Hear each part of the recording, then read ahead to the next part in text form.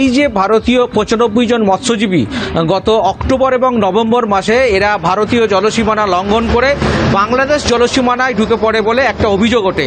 তারপরেই এরা বাংলাদেশের পটুয়াখালী এবং মঙ্গলা এই দুই জায়গায় এরা আটক ছিল এবং জেলে বন্দী ছিল। ৯৫ জন মৎস্যজীবী জেলে বন্দী ছিল এবং ৬টি ট্রলার ভারতীয় ট্রলার বাংলাদেশে আটক ছিল। অন্যদিকে বাংলাদেশের ৯০ জন মৎস্যজীবী, এর মধ্যে ১২ জন ছিল কাকদ্বীপে এবং ৭৮ জন পারাদ্বীপে বন্দী ছিল, তাদেরকেও মুক্ত করা হয়েছে। গত ২৪ তারিখ এখানে ডায়মন্ড হারবার জেল থেকে ১২ জনকে মুক্ত করা হয়।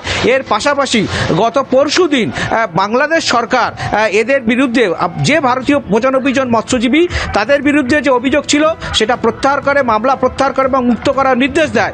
সেই নির্দেশ বলে আজকের বেলায় পটুয়াখালী বন্দর থেকে ৯৫ জন ভারতীয় মৎস্যজীবীকে রওনা করা হয়েছে, যেটা মনে করা হচ্ছে ইন্টারন্যাশনাল মেরিটাইম বর্ডার লাইন, যেখানে আন্তর্জাতিক জলসীমানা, সেখানে আগামীকাল বেলা ১১টা থেকে ১২টার মধ্যে বাংলাদেশের ৯০ জন এবং ভারতের ৯৫ জন মৎস্যজীবী দুই দেশের মধ্যে উপকূলরক্ষী বাহিনীর মাধ্যমে হস্তান্তর হবে। এবং এই যে ৯৫ জন ভারতীয় মৎস্যজীবী আছেন এদের অধিকাংশই কাকদ্বীপ এবং নামখানার বাসিন্দা।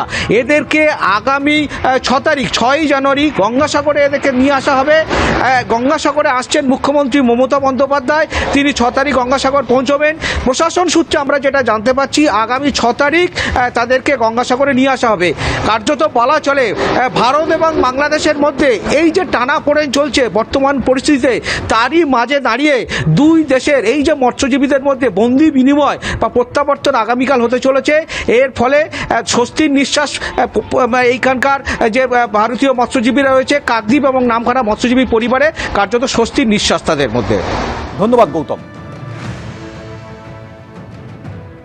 ওদের যে বাংলাদেশের যে ৯০ জন আমাদের ভারতীয় এলাকায় যে বিভিন্ন স্থানে যে তারা গ্রেপ্তার ছিল, বাংলাদেশ সরকারের কাছে আমাদের যে ৯৫ জন রয়েছে ট্রলার সহ, এদের যেমন ট্রলার সহ এদেরকে নিয়ে যাওয়া হচ্ছে, তেমনি ট্রলার সহ সেই ৯৫ জন মৎস্যজীবীকে এদের বাংলাদেশের যে জলসীমানা তার জায়গায় উপস্থিত করবে। করার পর আগামীকাল এদের মধ্যে লেনদেন হয়ে যাবে দুই দেশে। ভারত বাংলাদেশ সম্পর্কের টানাপোড়েনের মধ্যেই কাল দুদেশে আটক মৎস্যজীবীদের আদান প্রদান হবে। বাংলাদেশ থেকে ভারতে ফিরছেন ৯৫ জন মৎস্যজীবী, ভারত থেকে বাংলাদেশে ফিরবেন ৯০ জন মৎস্যজীবী।